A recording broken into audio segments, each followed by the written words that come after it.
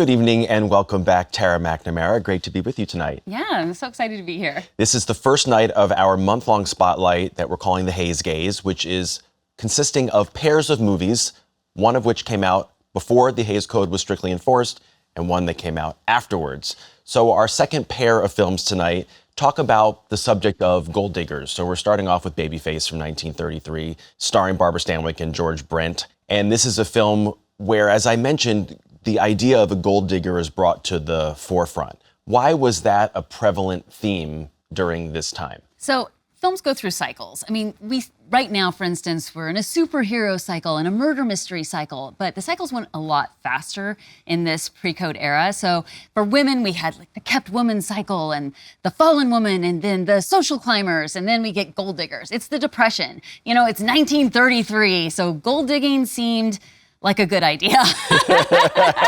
And it's so much fun in this movie to see Barbara Stanwyck, who, by the way, is going to appear a lot throughout this whole spotlight that we're doing, basically go through every level of employee at this bank. Right. She sleeps her way to the top. Yeah. That's what the story's about. And, you know, the way it came about is that so the code in 1930, they have some rules, the studios agree to abide by them, and then slowly it starts chipping away.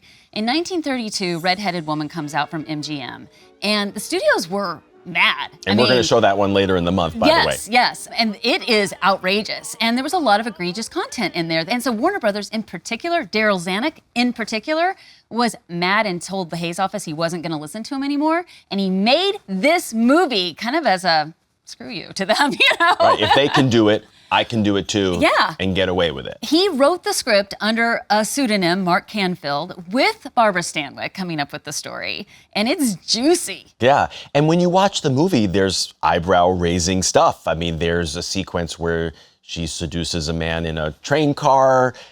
It's clear that it's sex that's being traded in this movie. Yeah, exactly. The story is that Lily has lived this hard childhood. Her dad owns a bar. She's been pimped out by him.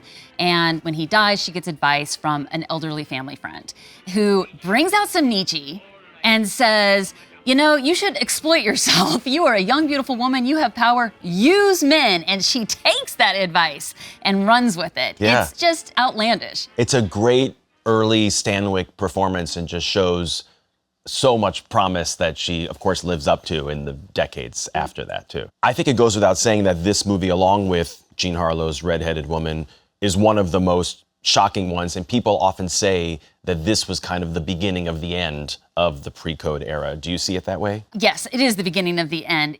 This film is actually responsible for the creation of the Legion of Catholic Decency. And they're the ones who eventually, 1 year later, push the motion picture producers into following the code. I mean, it is a pretty outrageous film, and audiences were shocked, censors were shocked, and it's a lot of fun to watch. Yes, it's a lot of fun to watch. Let's take a look, and then we'll talk more about it afterwards. From 1933, here is the wonderful Barbara Stanwyck in Babyface.